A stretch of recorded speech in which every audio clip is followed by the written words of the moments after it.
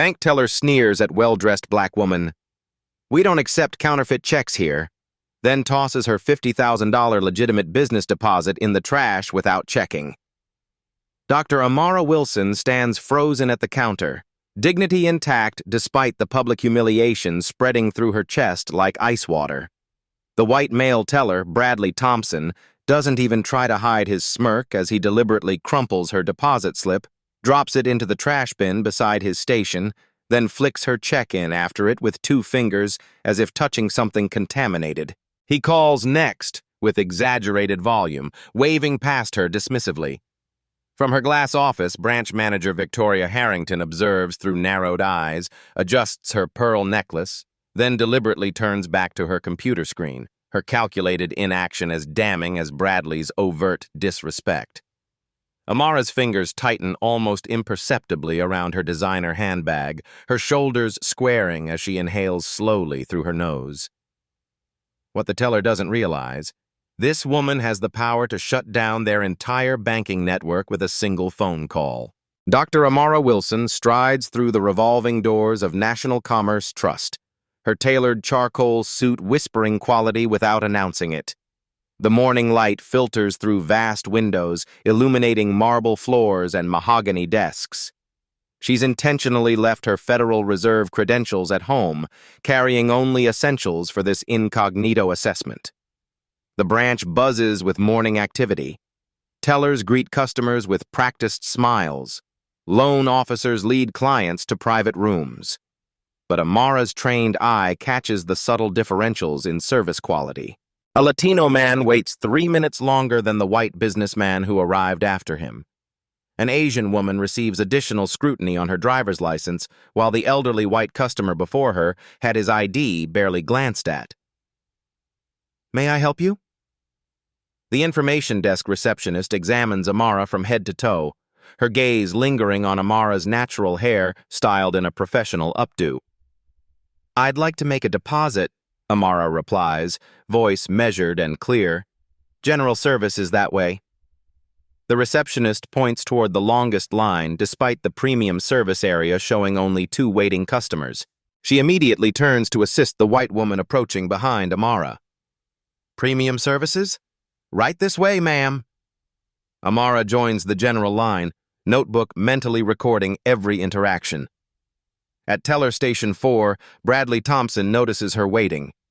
He leans toward his colleague, whispers something that makes them both suppress smiles. His shoulders tense, chin lifting slightly as his customer service smile fades to something more perfunctory. Victoria Harrington emerges from her office, designer heels clicking sharply against marble. She surveys the floor, gaze stopping briefly on Amara. Something passes between Victoria and Bradley. A raised eyebrow, a subtle nod. Victoria retreats to her office but leaves the door open, positioning herself to watch. When Amara finally reaches Bradley's window, he doesn't make eye contact. Instead, he stares at a point just past her shoulder. "What do you want?" His tone suggests inconvenience rather than service. "I'd like to make a deposit, please," Amara replies. Bradley's eyes narrow. "ID and account number." "I have a check to deposit." Amara reaches for her wallet. Bradley's posture shifts, suspicion hardening his features. "How much?" $50,000. A skeptical snort escapes him. "Sure it is." Amara places her deposit slip and business check on the counter with deliberate calm. The check, printed on premium security paper with raised lettering, bears the Wilson Analytics logo, a respected economic consulting firm she established before her government appointment. Bradley barely glances at the check before pushing it back toward her with his fingertips, as if avoiding contamination. "We'll need additional verification for this." His voice carries, designed to draw attention. "What verification do you require?" Amara asks, noting the white businessman at the next window depositing a similar amount without question. "I don't see others providing additional documentation." Bradley's neck flushes. "We have procedures for suspicious transactions." He raises his voice another notch. "This doesn't look legitimate. Where did you get this kind of money?" The question hangs in the air, loaded with insinuation. Two customers in nearby lines turn to stare. "This is a business deposit," Amara explains, voice steady as she extracts her driver's license and business card. "Here's my identification and company information. The check is drawn on First Capital Bank, which you can verify with a simple phone call." Bradley ignores the offered cards, instead motioning to a colleague. "Hey, Mark, come look at this." Mark approaches, exchanging a knowing glance with Bradley before examining the check with theatrical skepticism. Through the glass partition, Victoria Harrington observes the escalating situation. When Amara makes direct eye contact with her, silently requesting managerial intervention, Victoria deliberately shuffles papers on her desk and turns away. "Is there a problem?" Amara asks, addressing both tellers. "If so, perhaps your manager can assist." "Manager's busy," Bradley replies curtly. More customers now watch the exchange, the line behind Amara growing restless. An elderly white woman takes a step backward, clutching her purse closer to her body. Bradley notices this reaction, his posture straightening with newfound confidence. "Maybe you should try one of the check-cashing places down on 35th Street instead." His emphasis on the location, a predominantly black neighborhood miles from the financial district, carries unmistakable contempt. "I'm a customer of this bank," Amara states, voice level despite the mounting tension. "I'd like to complete my transaction according to the same standards applied to everyone else." Bradley's smile doesn't reach his eyes. "Standards are exactly what we're applying here, ma'am."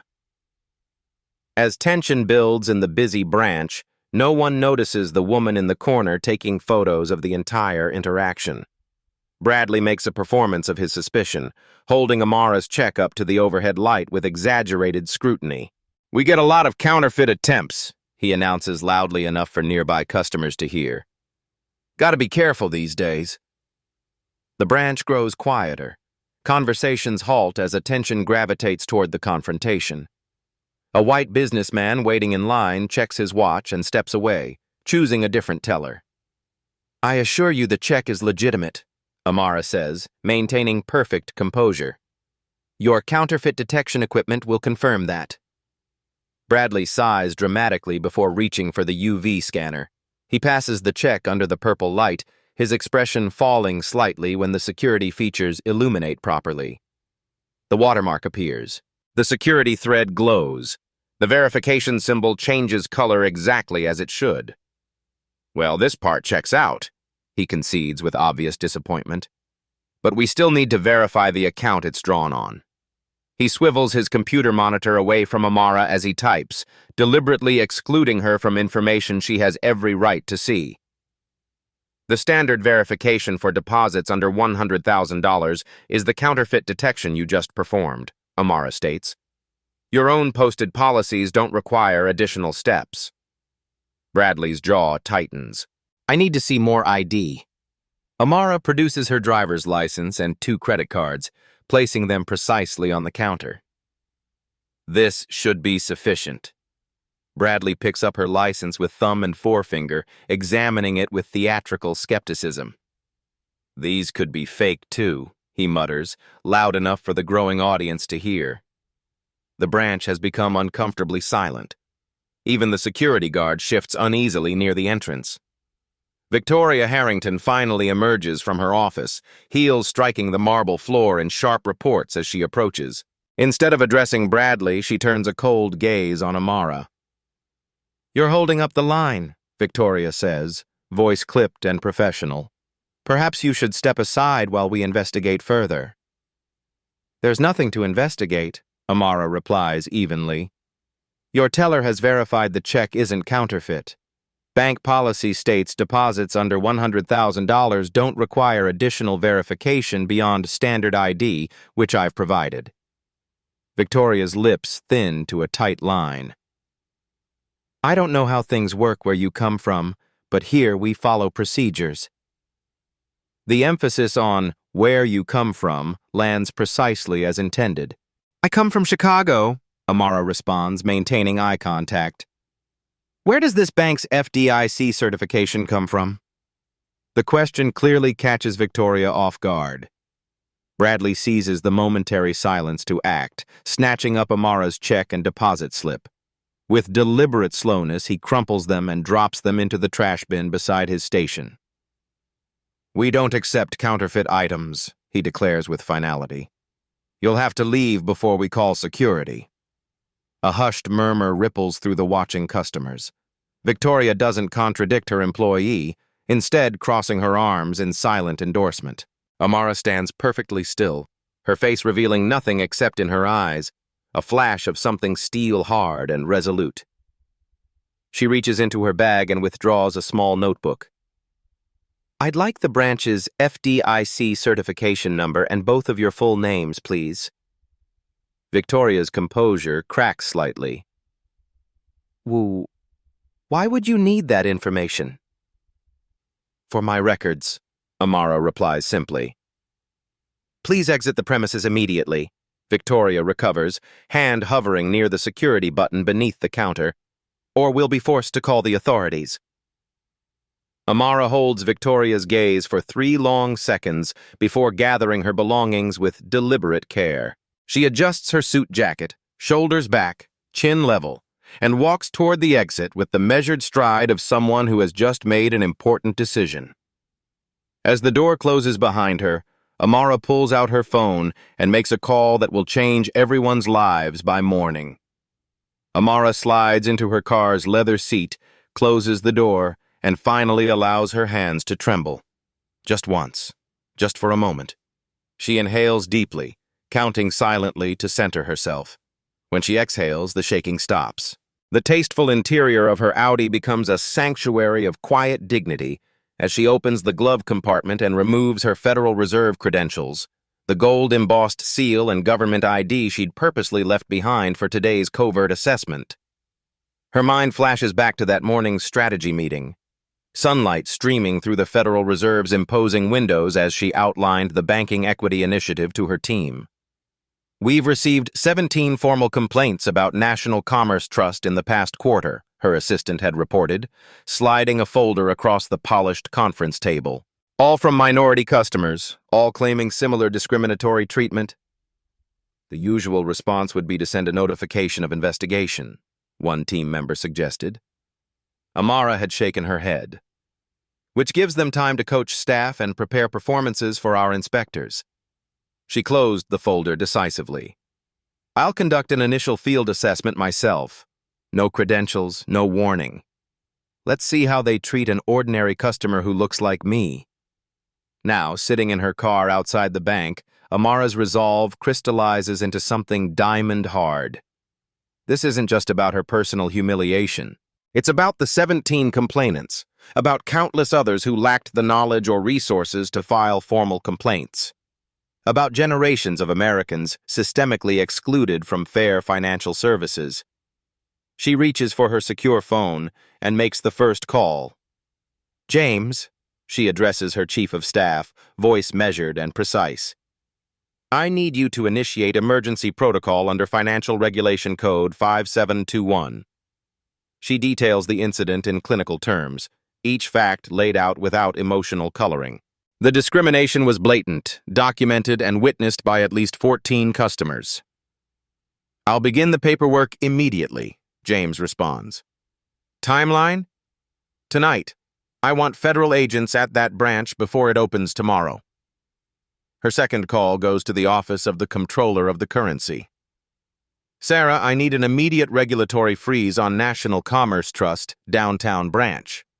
She outlines the legal justification, citing specific violations.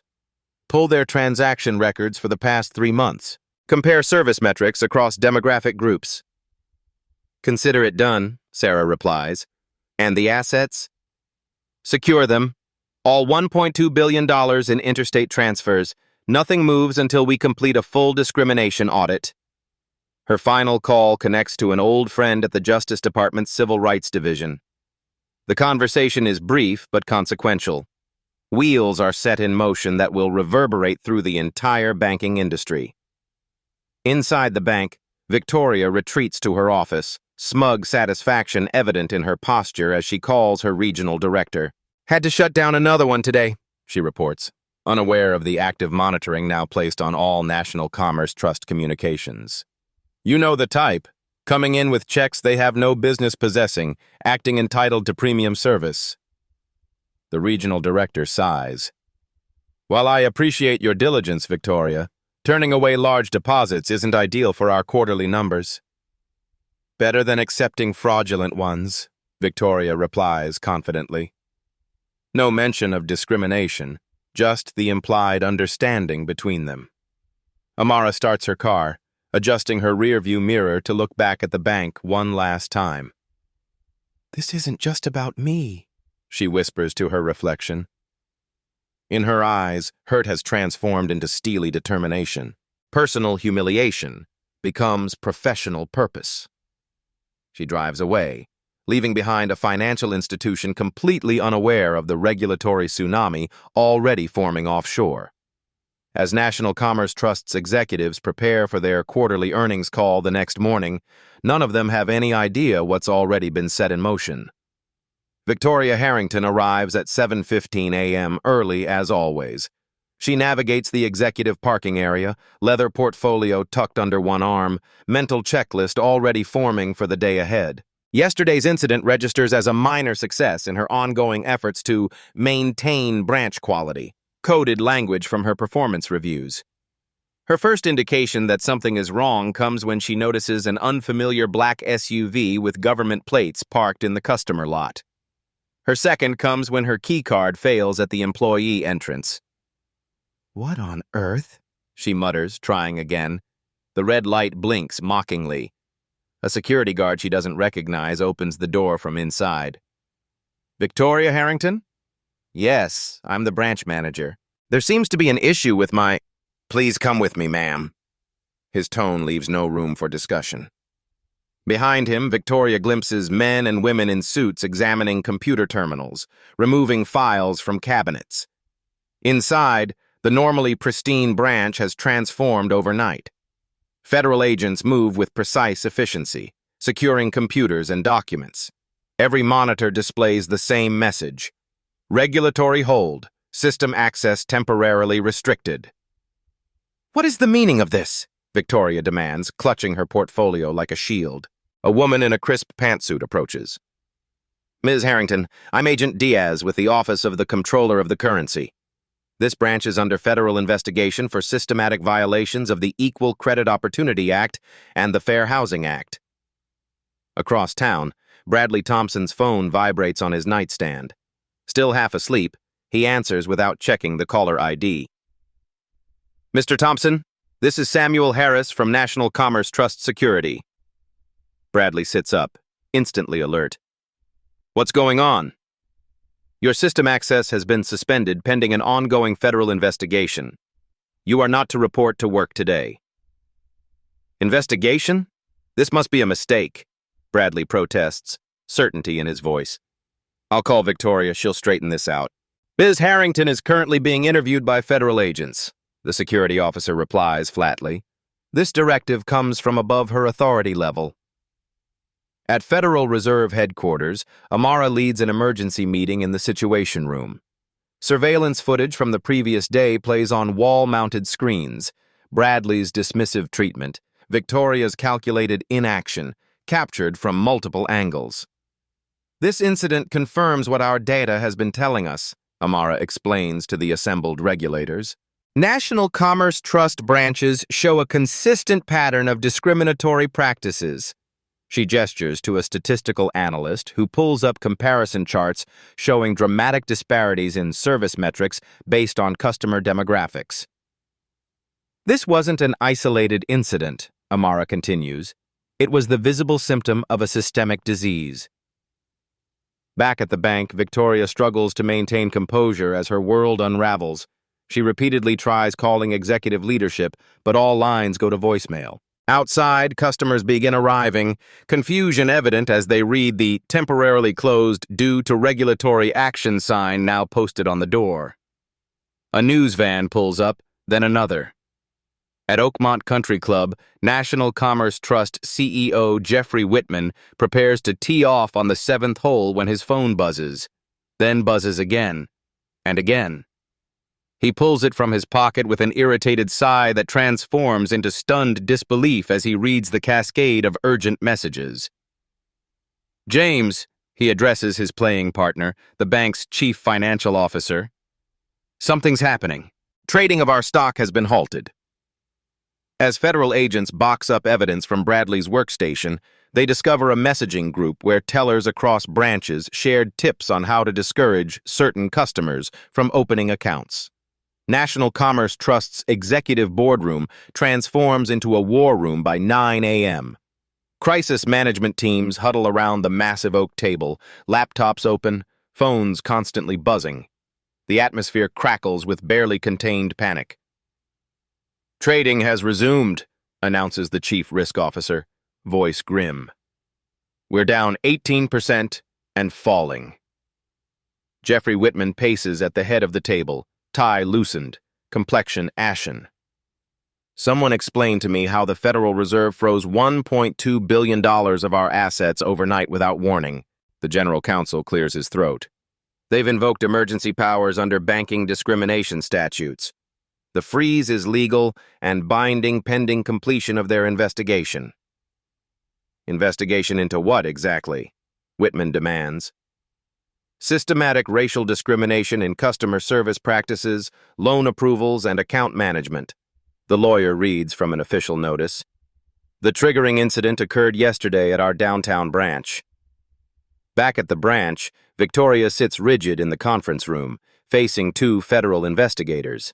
The table between them holds folders of evidence, surveillance screenshots, transaction records, customer complaint patterns.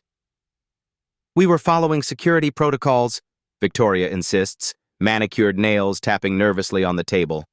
"High-value checks require additional verification." The female investigator slides forward two photographs, Bradley processing a $75,000 check from a white customer taken Monday, compared with his handling of Amara's $50,000 check yesterday. "Can you explain why this customer's deposit required 3 minutes of processing while Dr. Wilson's required 15 minutes and was ultimately rejected?" the investigator asks. Victoria's confidence wavers. "Each situation is different. I wasn't directly involved in either transaction." "You were observing from your office," the male investigator notes. "Security footage shows you watching the entire interaction without intervention."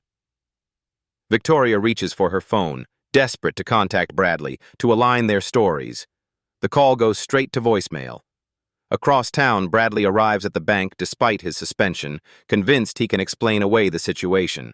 He strides toward the employee entrance, practiced customer service smile in place. Two federal agents intercept him in the parking lot. "Mr. Thompson?" One steps forward, showing credentials. "I'm Agent Lawson with the Financial Crimes Enforcement Network. You've been named in a federal discrimination complaint filed by the Federal Reserve Board of Governors." Bradley's smile vanishes. "There must be some mistake. I was just doing my job." "That's precisely what we're investigating," Agent Lawson replies. On social media, the story explodes. Smartphone footage from a customer captures Bradley tossing Amara's check in the trash. The clip goes viral within hours. Banking while black trends nationwide, unleashing thousands of similar stories. Financial news networks run constant coverage. Competitor banks issue carefully worded statements, reinforcing their commitment to equitable banking practices while distancing themselves from National Commerce Trust's rapidly imploding reputation. Amara proceeds with her scheduled appearances, arriving at Capitol Hill for a Congressional Budget Committee hearing. She takes her seat at the witness table, composed and focused despite the storm she's unleashed. Coincidentally, Jeffrey Whitman is also scheduled to testify today about banking industry stability. He enters the hearing room, nodding to committee members he's cultivated relationships with over years of political donations. He doesn't recognize Amara from the branch incident as she sits quietly reviewing her notes. As Whitman confidently settles in for routine congressional testimony, the committee chair announces, "We'll begin questions with our newest Federal Reserve Governor, Dr. Amara Wilson." Jeffrey Whitman's face drains of color as Amara approaches the microphone. Recognition doesn't dawn immediately. He's never visited that particular branch. never bothered learning the names or faces of ordinary customers. But something about her composed demeanor triggers alarm bells. "Thank you, Mr. Chairman," Amara begins, voice steady. "Mr. Whitman, I'd like to discuss National Commerce Trust's demographic data regarding service provision across your branch network." Whitman adjusts his tie, attempting to regain equilibrium. "We're proud of our community service record, Governor Wilson." "Let's examine that pride with specifics," Amara replies, consulting her notes. "Can you explain why loan approval rates in your branches located in predominantly minority neighborhoods are 47% lower than those in white neighborhoods, controlling for all income and credit factors?" Whitman shifts uncomfortably. "I don't have those specific figures at hand." "Let me provide them." Amara slides a document toward him. "Your own internal reports show systematic discrepancies. Similarly, your branch closure patterns show a clear demographic trend. 27 closures in minority neighborhoods over the past 5 years, compared to just 3 in predominantly white areas."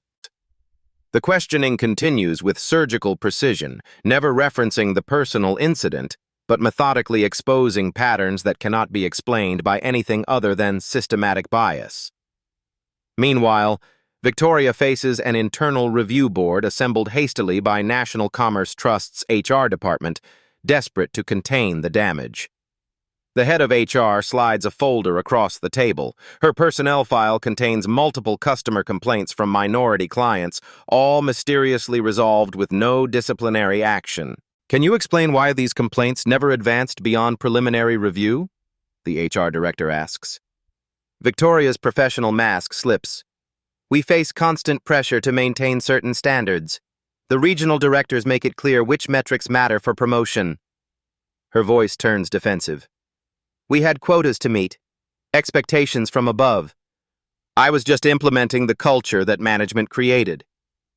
"Are you suggesting discriminatory practices were directed from executive leadership?" The HR director's question is carefully crafted to shift blame downward. Victoria recognizes the trap. "I implemented existing policies as trained." Across town, Bradley returns to his apartment, collapsing onto his sofa as his phone explodes with notifications. Social media has identified him as the racist teller from the viral video. Friends distance themselves through carefully worded messages expressing disappointment. His girlfriend paces the kitchen, scrolling through her own phone. "Did you really throw away her check?" she demands. "Just like that?" "You don't understand the pressure we're under," Bradley protests. "We have protocols for suspicious transactions." Was it suspicious, or was she black? His girlfriend stops pacing, studying him with new eyes. Bradley has no answer. She shakes her head and begins gathering her belongings. At National Commerce Trust headquarters, the board of directors convenes an emergency session. The bank's general counsel doesn't sugarcoat the situation. "Beyond the $1.2 billion in frozen assets, we face potential civil rights violations carrying criminal penalties for executives who maintained discriminatory policies. Class action lawsuits from affected customers could reach billions. Brand damage may be irreparable." Several board members turn toward Whitman's empty chair. "We need to consider a leadership change," one says, breaking the tense silence. "Immediately." Throughout the financial district, compliance officers at other banks conduct hurried audits of their own practices. Risk management teams pull customer service data sorted by race and neighborhood, searching for patterns that might attract similar scrutiny. "This isn't just about National Commerce Trust," one CEO tells his executive team. "This is an industry wake-up call." As Amara returns to her office after the hearing, her assistant hands her a message. "Mr. Whitman is in the lobby, requesting 5 minutes of your time." Amara reads the message twice, considering her options. "Have him escorted to the boardroom," she instructs her assistant, "and assemble the regulatory team." When Jeffrey Whitman enters the Federal Reserve boardroom 15 minutes later, his usual commanding presence has evaporated.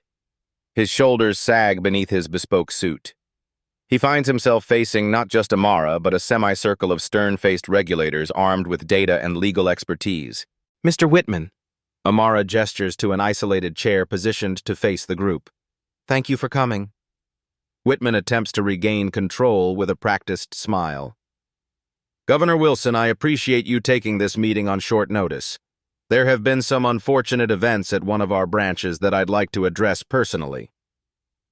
Unfortunate events, Amara repeats, letting the euphemism hang in the air. You mean when your employees discriminated against a customer based on race, then physically destroyed her legitimate financial documents? If that occurred as described, it represents a serious deviation from our corporate values. Whitman's response comes straight from crisis management training. Acknowledge the possibility without admitting fault. Distance leadership from the incident. Those individuals will face appropriate consequences. Amara leans forward slightly. Mr. Whitman, I was that customer. The revelation lands like a thunderbolt. Whitman's carefully constructed explanation crumbles before he can utter another word. The boardroom's wall-mounted screens activate simultaneously, displaying Amara's professional journey in photographs and headlines. Young Amara defending her economics dissertation at MIT, the only black woman in her cohort. Amara breaking barriers on Wall Street as a senior financial analyst. Amara being sworn in as the youngest Federal Reserve governor in history. Interspersed with these milestones, documents, emails, and statistics she's been quietly collecting for years, evidence of discriminatory banking practices meticulously gathered and organized. Yesterday wasn't a random incident, Mr. Whitman, Amara continues. It was the final piece of evidence in an investigation that's been building for years. Whitman recovers enough to attempt damage control. One branch manager and an overzealous teller don't represent our entire organization. This was clearly an isolated incident that... Isolated? Amara interrupts, nodding to a data analyst who brings up comparison charts.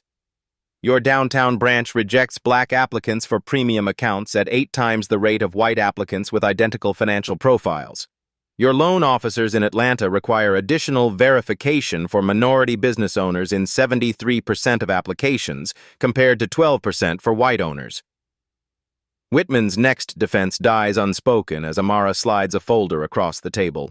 This contains internal emails from your regional directors discussing techniques to discourage certain demographics without leaving evidence of discrimination. Performance reviews that rewarded branches for maintaining a preferred client composition. Training materials teaching subtle methods to redirect minority customers to limited service options. She gives him a moment to scan the damning contents, then continues.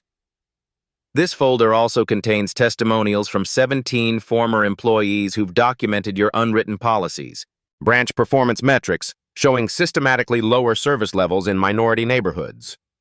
Statistical analyses demonstrating patterns that cannot be explained by any factor other than racial discrimination. Whitman attempts to pivot to crisis management mode. These are serious allegations that warrant thorough investigation. I assure you that National Commerce Trust will cooperate fully with regulatory authorities to address any concerns. This isn't a negotiation, Mr. Whitman, Amara replies. The investigation is already well underway. As we speak, federal agents are interviewing staff at 37 of your branches. The regulatory actions I've authorized include a comprehensive audit of all your branches, review of every loan rejection from the past 5 years, and mandatory approval for all executive decisions until further notice. The other regulators remain silent, their presence reinforcing the gravity of the situation. This isn't a PR problem to be managed with careful statements and token reforms. Your bank doesn't just have a public relations problem, Mr. Whitman, Amara states, echoing his unspoken thought. You have a justice problem. Whitman's crisis management training hasn't prepared him for this level of accountability. What exactly do you want from me, Governor Wilson? Justice doesn't require your cooperation, Mr. Whitman. It simply requires your compliance with the law. Amara closes her folder. The regulatory framework will handle the rest. Whitman leaves the Federal Reserve Building, phone already buzzing with urgent messages.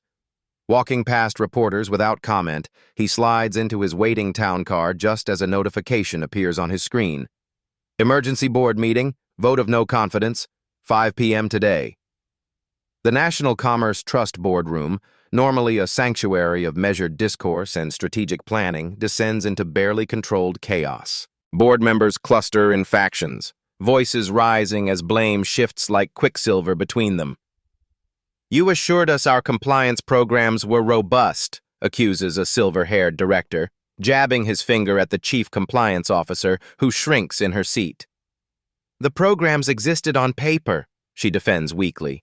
"Implementation was left to regional directors." Jeffrey Whitman sits at the head of the table, watching his carefully constructed empire crumble. On the conference screen, the faces of major shareholders demand explanations their money can no longer buy. 23% drop in share value in a single day, announces the investor relations officer, voice strained. Major institutional investors are issuing statements distancing themselves from us. "We need to get ahead of this," Whitman interjects, attempting to reclaim control. "We'll announce an internal investigation, create a diversity task force, make a substantial donation to—" "That's your solution?" interrupts a board member who hasn't spoken until now. "More performative gestures?" The boardroom falls silent as she continues. "I've reviewed the evidence provided by the Federal Reserve. This wasn't a few rogue employees. This was systematic discrimination implemented through unofficial channels but clearly sanctioned from the top." She turns directly to Whitman. "Your emails dismissing diversity initiatives as PR exercises are particularly damning." Whitman attempts damage control. "Those comments were taken out of context." "There is no context that justifies what happened," she cuts him off. "I move for an immediate vote of no confidence in current leadership, beginning with the CEO. The vote requires less than 5 minutes." Whitman's removal is effective immediately. At the downtown branch, federal agents continue methodical interviews with every employee. The atmosphere grows increasingly tense as more staff members come forward with evidence of discriminatory practices, some bringing personal notes documenting incidents they felt powerless to challenge. "We were trained to use code words," explains a teller, voice quavering. "High-risk profile meant black. Not branch standard meant Latino. Verification needed was the signal to create obstacles." Victoria Harrington sits stone-faced in HR's conference room as the termination paperwork is processed. "Administrative leave pending termination," reads the header on documents detailing policy violations too numerous to contest. "You realize I'm being scapegoated," she says flatly. "I implemented what I was trained to implement." The HR director avoids eye contact. "Your signature appears on numerous policy violations, Ms. Harrington. The company is exercising its right to terminate for cause. While the executives who created those policies prepare their golden parachutes." Victoria's professional mask cracks completely. "I have documentation proving I raised concerns about these practices 3 years ago. The regional director told me to focus on metrics that matter for my career if I wanted to advance." Across town, Bradley clears out his desk under security supervision. His employee badge has already been deactivated, his name removed from the schedule. The termination notice cites violation of customer service policies and bringing disrepute to the institution. "This isn't fair," he protests to the impassive security guard. "I was just following training." File a complaint with HR, the guard suggests without sympathy. Throughout the financial district, competing banks scramble to distance themselves while quietly reviewing their own practices. CEOs issue carefully worded statements condemning discrimination while ordering urgent internal audits. "I want every customer interaction metric analyzed by demographic group," one CEO demands of her executive team. "If we have similar patterns, I want to know before the regulators do." The American Banking Association announces an emergency summit on equitable banking practices. Their press release emphasizes the industry's ongoing commitment to serving all communities fairly, while acknowledging opportunities for systematic improvement. Financial news networks run wall-to-wall coverage. Expert panels debate the implications for the industry. Stock analysts revise projections for all major banks as the market anticipates increased regulatory scrutiny. This isn't just about one bank, a financial analyst explains on national television. This exposes industry-wide practices that have been normalized for decades. The financial impact of true reform could reach into hundreds of billions. Community organizations mobilize protests outside National Commerce Trust branches nationwide. Social media campaigns encourage customers to share their own banking discrimination experiences. The hashtag banking.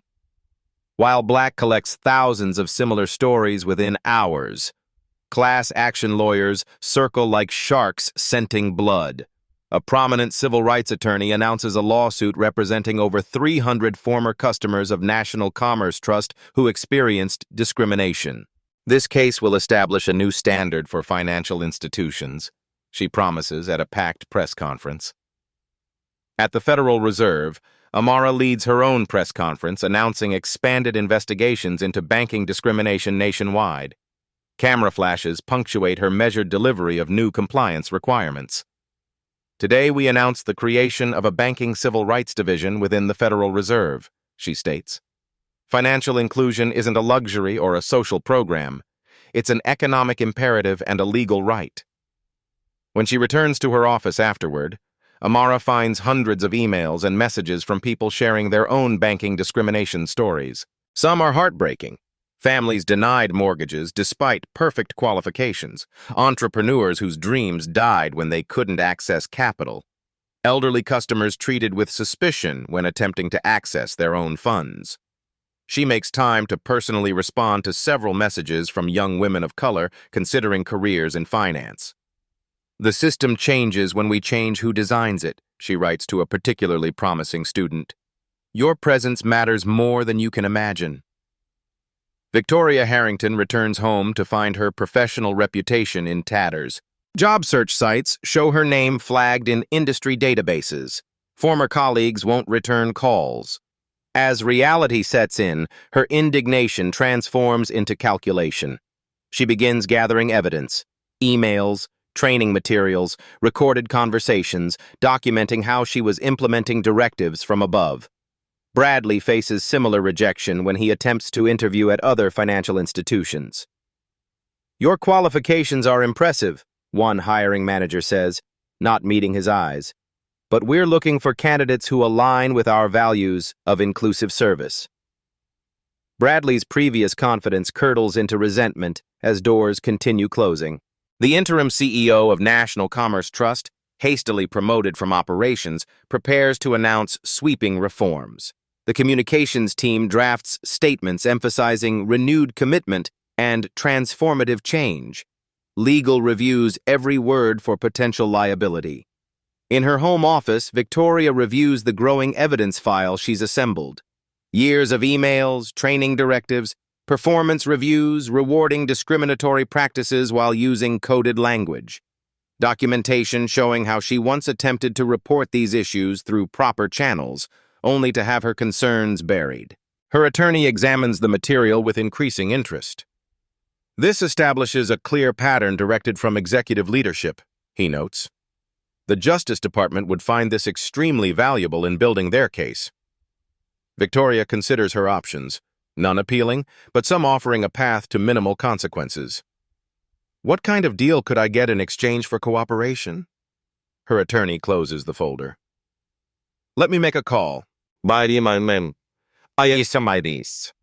As National Commerce Trust's new interim CEO prepares to announce sweeping reforms, Victoria's attorney contacts the Justice Department with an unexpected offer: full testimony about the bank's discriminatory shadow policies in exchange for immunity. The congressional hearing room buzzes with anticipation. Journalists crowd the press section, cameras positioned to capture every reaction. Victoria Harrington sits at the witness table, hands folded precisely over the prepared statement she won't be reading. Instead, she'll be answering questions about the extensive documentation she's provided to the Justice Department, the shadow policies that governed National Commerce Trust's discriminatory practices for years. Ms. Harrington, please explain to the committee what you mean by customer composition metrics in your testimony, directs the committee chairwoman. Victoria leans toward the microphone. That was the official term used in branch evaluations to track and maintain the racial composition of our customer base. Branches received higher performance ratings for maintaining a predominantly white clientele. And this metric affected compensation. Yes. Branch managers whose customer composition skewed toward minorities received lower performance ratings, which directly impacted bonuses and promotion opportunities. Victoria describes the elaborate system of euphemisms and coded language that allowed the discrimination to operate in plain sight without creating documentary evidence.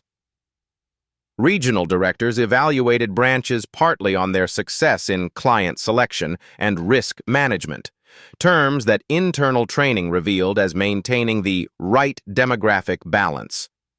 We were trained to recognize what they called high-maintenance clients, a category that somehow always included any person of color with legitimate questions about financial products.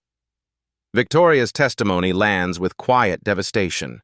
Branches with too many high-maintenance clients faced increased scrutiny from regional management. She details training sessions where managers learned subtle techniques to discourage minority customers: longer wait times, additional verification requirements, steering toward limited service products, excessive scrutiny of documentation. Was there ever explicit discussion of race in these trainings? A committee member asks. Never in writing or recorded sessions, Victoria explains. But the examples used in training made the targets clear. Role-playing scenarios consistently featured minority customers as the problems to be managed. The testimony continues with mounting evidence. Victoria describes a moment 3 years earlier when she considered reporting these practices to the ethics hotline, only to be warned by a colleague who had tried the same thing and subsequently lost a promotion. He told me it was career suicide to question these practices, she testifies. He was right. Across town, Bradley watches the live-streamed hearing from his studio apartment. Downsized after weeks of unemployment depleted his savings. Former colleagues no longer return his texts. His social isolation grows, as Victoria describes training sessions where Bradley had been specifically praised for his effective customer management techniques. Mr. Thompson was highlighted as an example of someone who understood branch standards, Victoria testifies. His techniques for identifying and redirecting unsuitable clients were taught to new hires.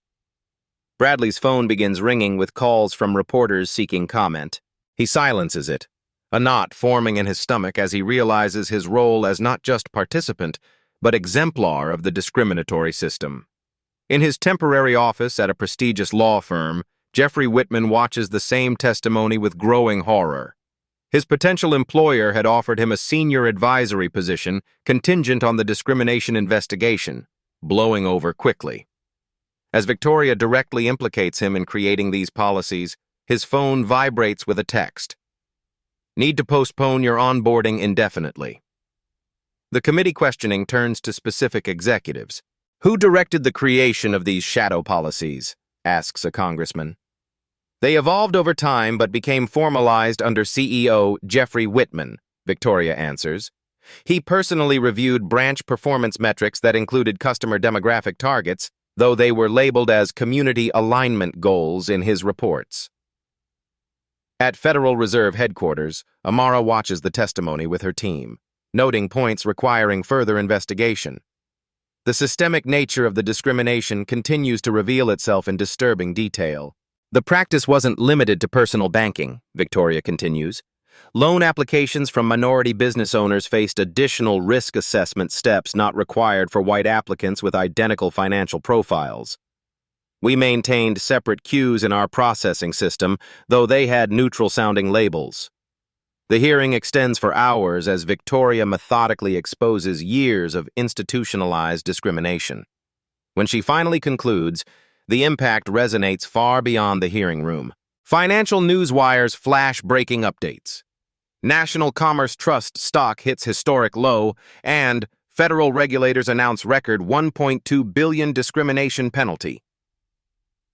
The symbolism of the penalty amount, matching the sum initially frozen at the investigation's start, doesn't go unnoticed by financial analysts. The regulators are sending a clear message, one commentator notes.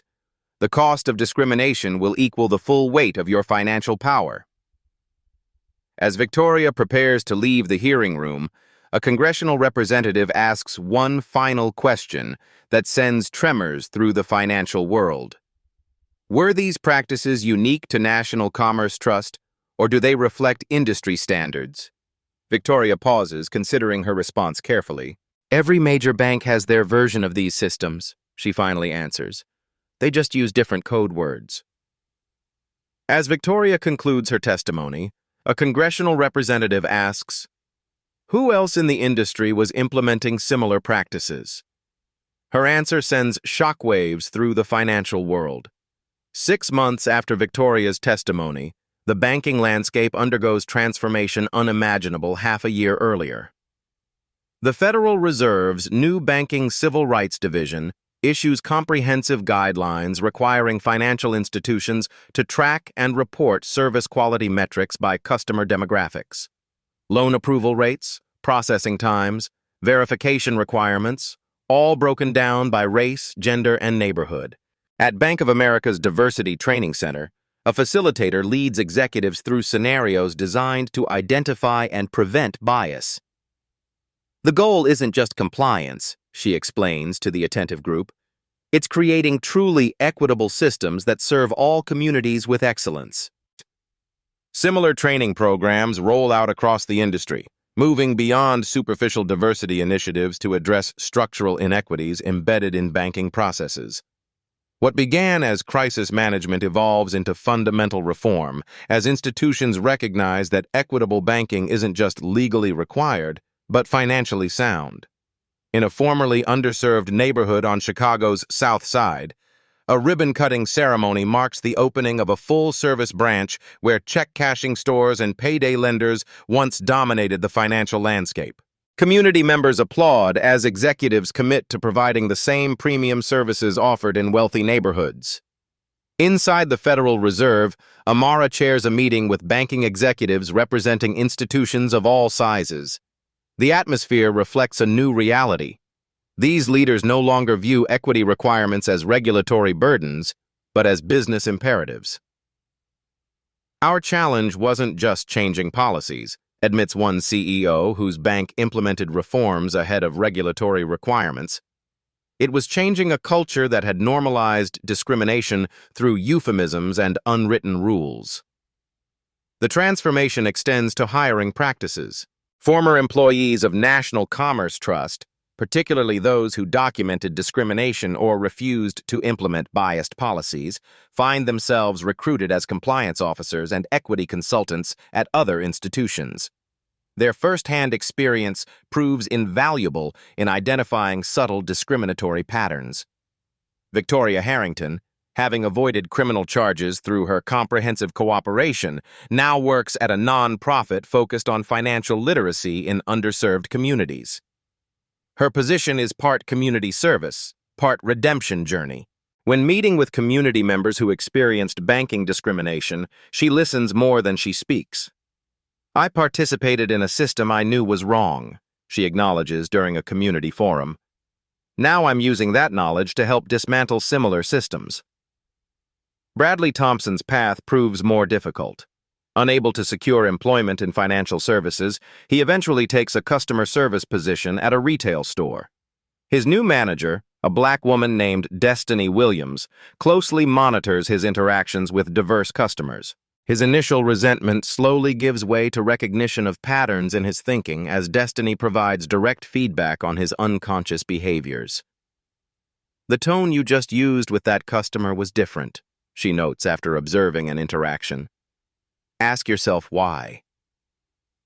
Amara testifies before Congress about the broader implications of the case that began with her humiliation at a bank counter.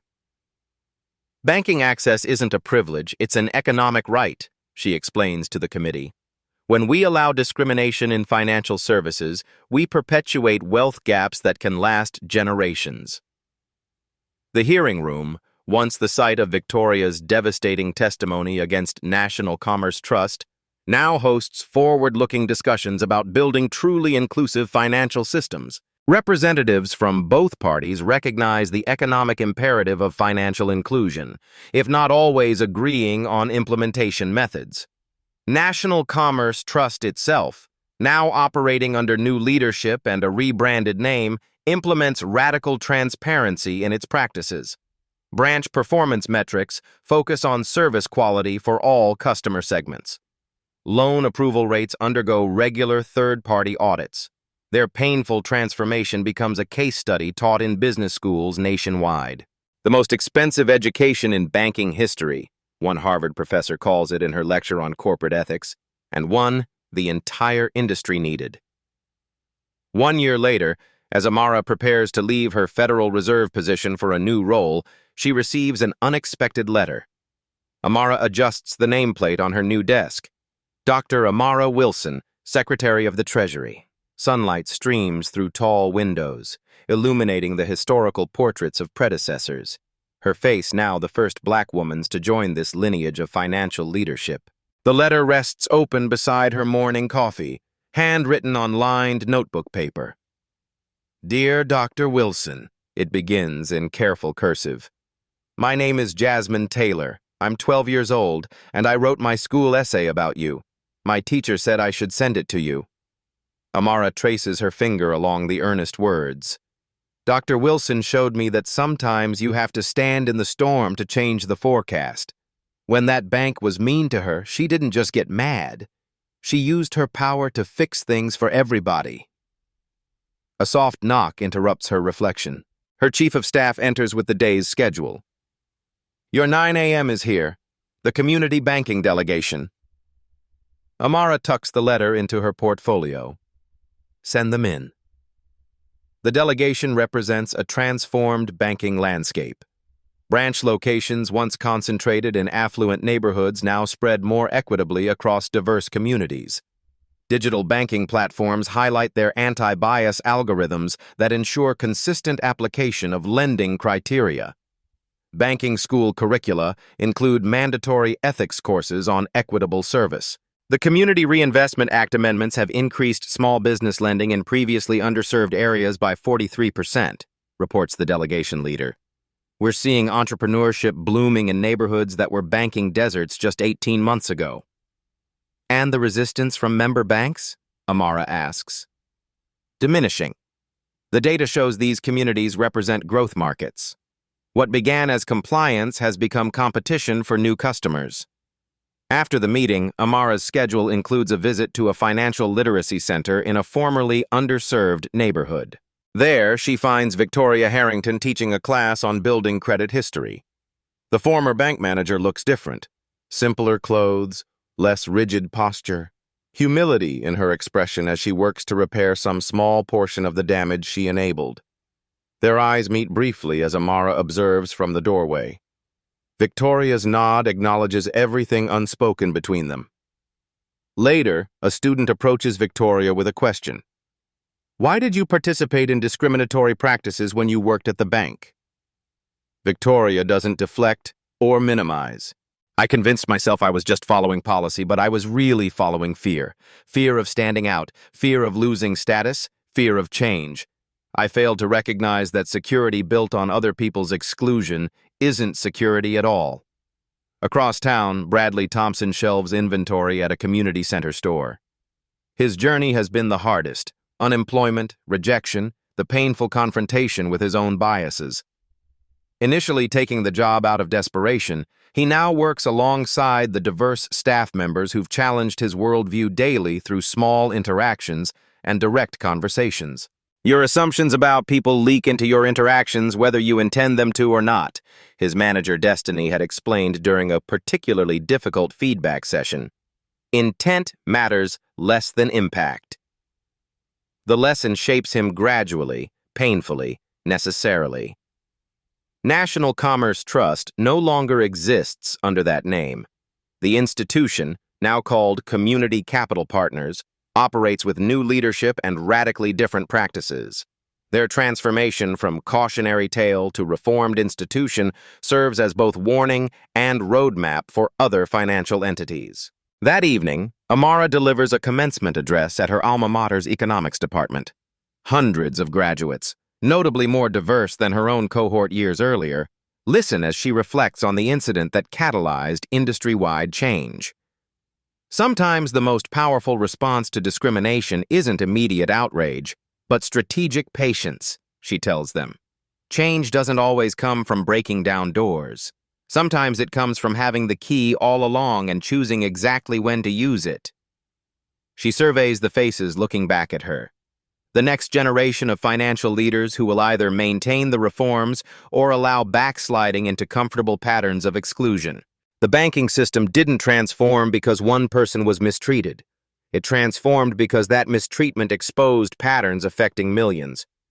My experience mattered not because I held power, but because I used that power to amplify voices that had been systematically silenced. The applause that follows feels less like personal acclaim and more like a collective commitment to continue the work she began with a single, strategic phone call on that pivotal afternoon. If this story of justice and accountability resonated with you, make sure to subscribe to PAP Stories for more powerful narratives that reveal the truth behind everyday injustices. Hit the like button to help more people discover content that matters and share with someone who needs to hear this message today. Turn on notifications so you never miss our newest uploads, because some stories have the power to change not just minds, but entire systems.